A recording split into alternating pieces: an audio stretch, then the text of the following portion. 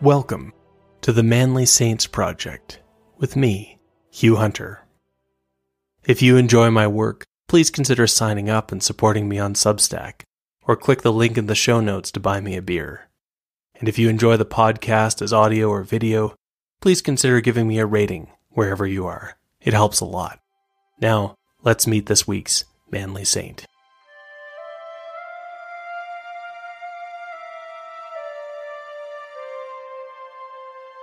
Join me today to meet a saint who saw a terrible injustice and decided to step in. Name: Didymus. Life: died 304 AD. Status: saint. Feast: April 28th. The year was 304 AD. The Emperor Diocletian's orders had arrived in Alexandria, in the north of Egypt, on the Mediterranean coast. The persecution of Christians was going to take on a new form, and already the fate of the daughter of one of Alexandria's aristocratic houses hung in the balance. A few days earlier, the high-born Lady Theodora was only known as one of the great beauties of Alexandria. Then the emperor had ordered everyone to sacrifice to the pagan gods of Rome. Theodora had refused to sacrifice. She had admitted to being a Christian. Suddenly, the influence of her family was not enough to protect her. Now her future was uncertain, her very life in danger.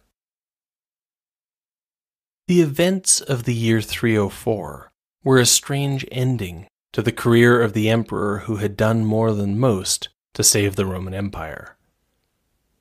Back when his name had been Diocles, he had worked his way up the ranks in the military and observed the dysfunction of the Roman Empire all around him. Diocles saw that it was far too easy for a popular commander to seize power. This was especially true when an emperor died, unleashing a struggle for power among those left behind. Part of the problem, Diocles realized, was that the Roman Empire was simply too large. It was too fragmented, culturally and religiously. Romans were divided on the question of worship: the old gods of Rome, the strange cults of the East, the religion of the Christians, or the secret teachings of the Manichees. When Diocles seized power, he set out to do things differently. He stabilized the empire. Part of this stabilization was the introduction of a new political structure, the Tetrarchy. The empire would be split in two, with an emperor ruling the east and one in the west. Each emperor would have a second in command. The senior emperors would rule for a while, then step back, and their seconds in command would become emperors in their turn. The men who had been junior emperors would then choose heirs of their own, and so the succession problem would be solved.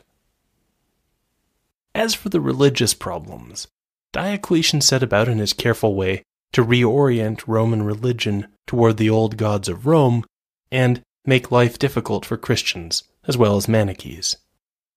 Christians had been forbidden from serving in the military. Their leaders had been arrested. Now, in 304 AD, Diocletian had been in power for 20 years. He was sick. He was thinking about retirement. But, for some reason, this was the moment in which Diocletian issued his harshest orders concerning the persecution of Christians yet. Every single man and woman in the empire would be compelled to sacrifice to the old gods. The only exemption was for the Jews. Imperial criers would walk the streets shouting out the new edict, so that no one could pretend to be unaware. Christians would have to sacrifice in two ways: a pinch of incense and a libation, just to make it hard to do anything sneaky. The army would use census data to note each sacrifice and cross the name off a list. Those who refused to sacrifice would be executed. Governors would have wide discretion in doing what was necessary to get Christians to comply. And so, the order had come to Alexandria. Many of the members of noble families had lined up to do as they were told. Theodora had refused to make the sacrifice, so she was brought to trial before a judge, Eustratius Proculus, probably the Roman governor of Egypt at the time. When Eustratius asked Theodora why she had not sacrificed, she replied that it was because she was a Christian. That was a bad start.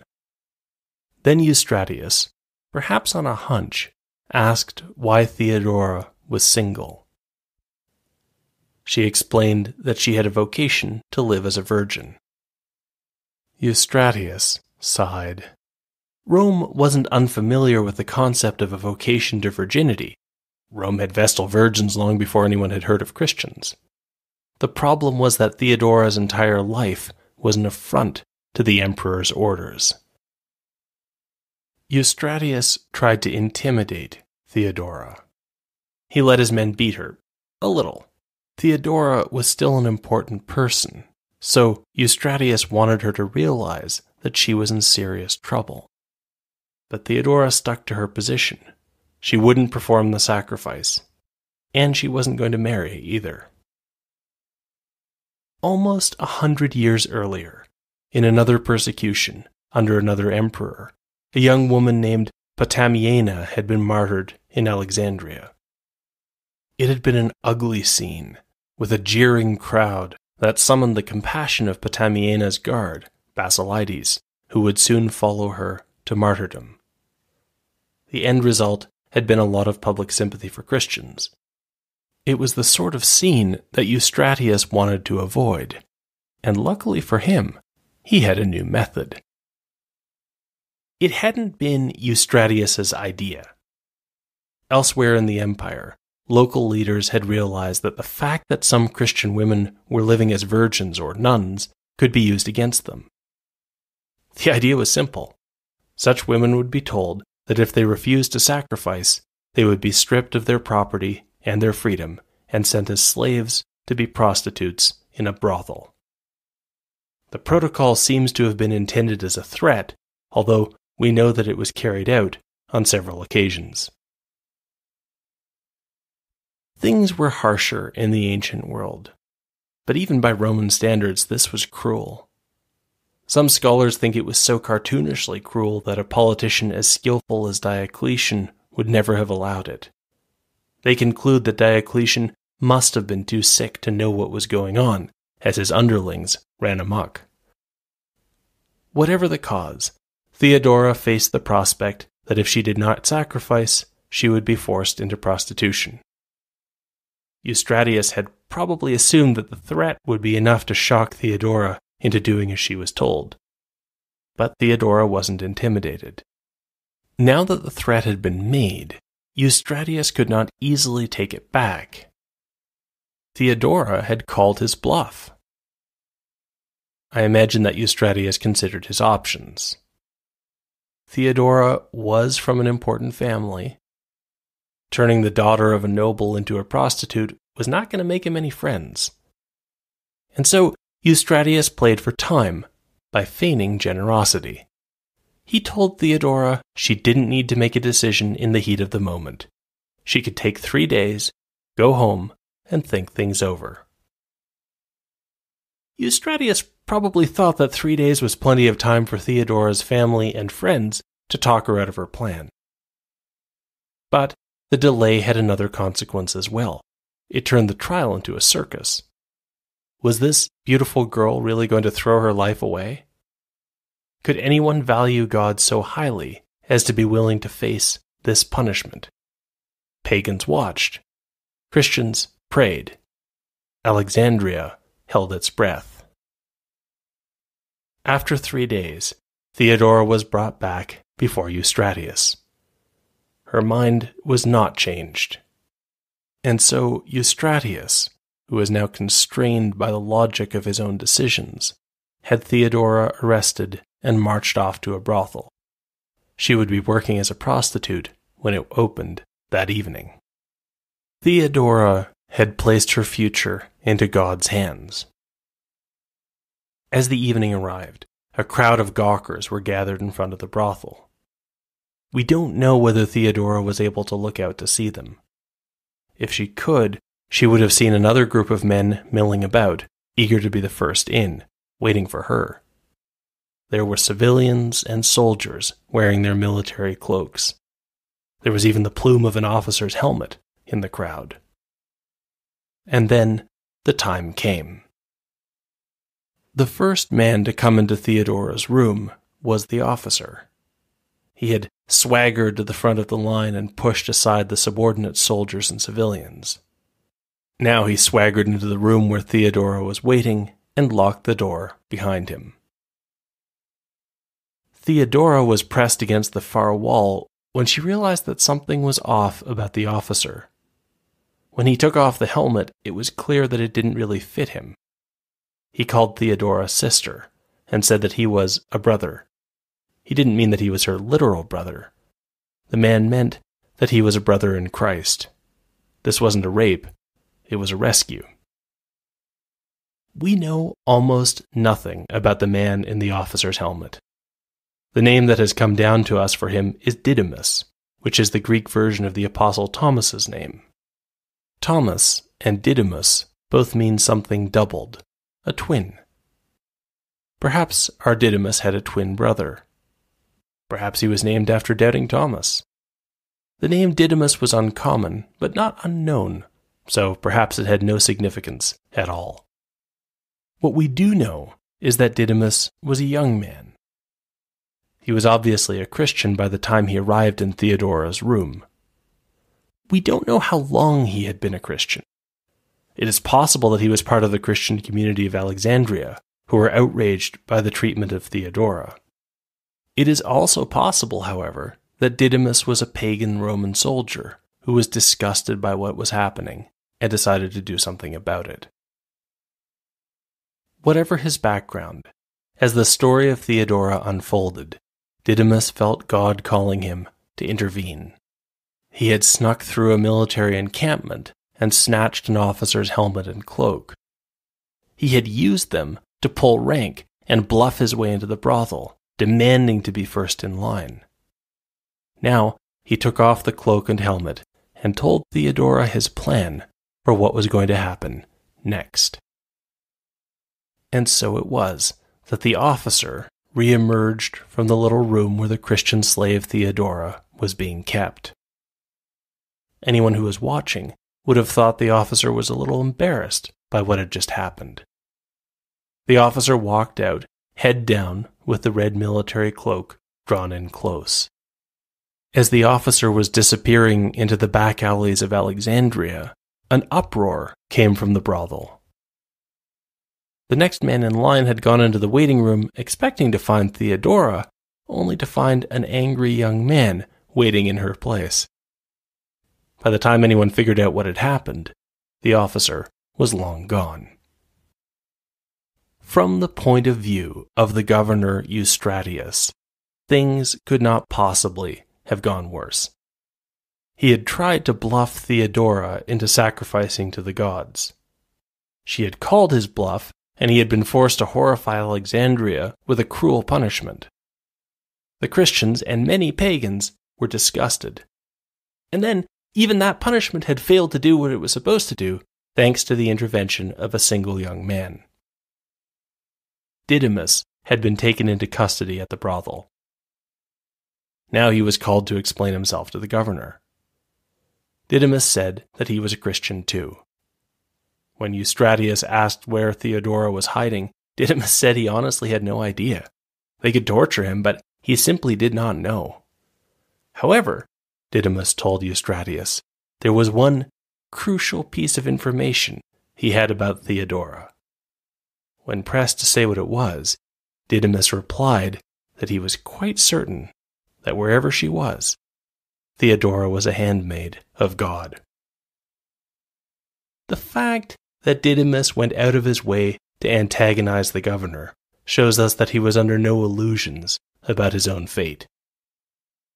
Didymus was sentenced to die for a whole lot of things at once, for his own refusal to sacrifice, for stealing military supplies, for interfering in the governor's plans and antagonizing him to boot.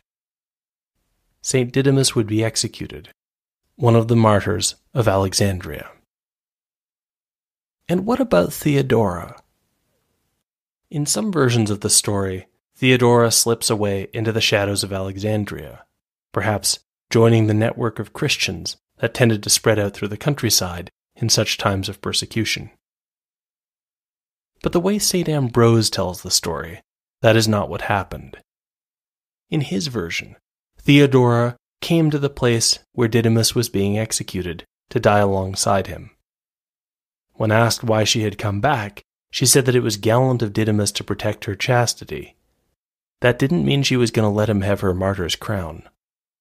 The governor had learned his lesson the first time around and sentenced Theodora to be executed immediately. In this version of the story, the saints Didymus and Theodora die together on the same day. There is something strange about the story of Didymus and Theodora. For one thing, it comes as the Roman persecutions of Christians were drawing to a close. The next year, Diocletian would retire to his palace, one of the few Roman emperors to leave the throne while still alive.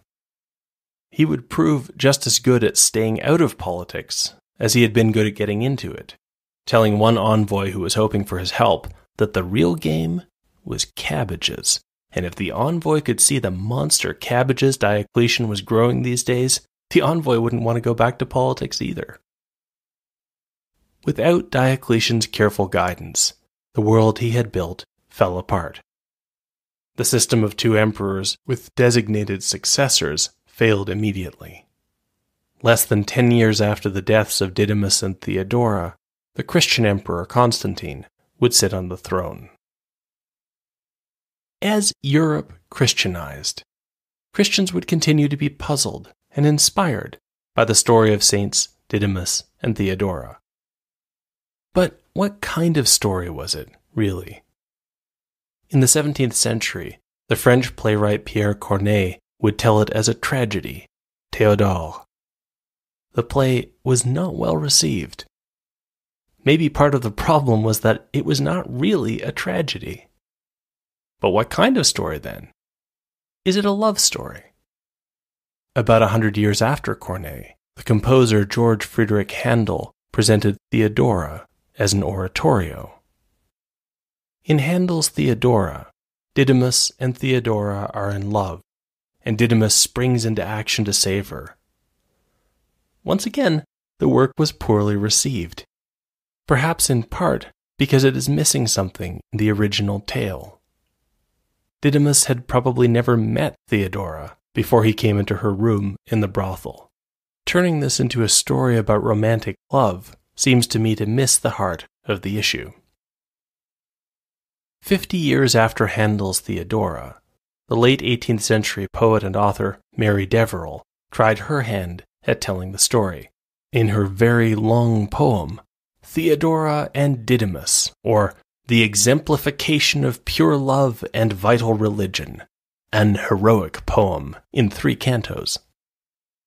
Today, the poem seems a little overwrought, even if Deverell has some beautiful turns of phrase, such as when Theodora views upcoming martyrdom as the vesper of eternity, last night prayers before the dawning of an endless day. Still, something about the heroic poem seems to me to come close to the truth. The story of Saints Didymus and Theodora is a story of heroism. It is the story of a woman of great courage and faith suffering a terrible injustice. And it is the story of a man who saw a great injustice and gave his life to put an end to it. In this way, it is a story of a man who was all that a man should be, a manly saint.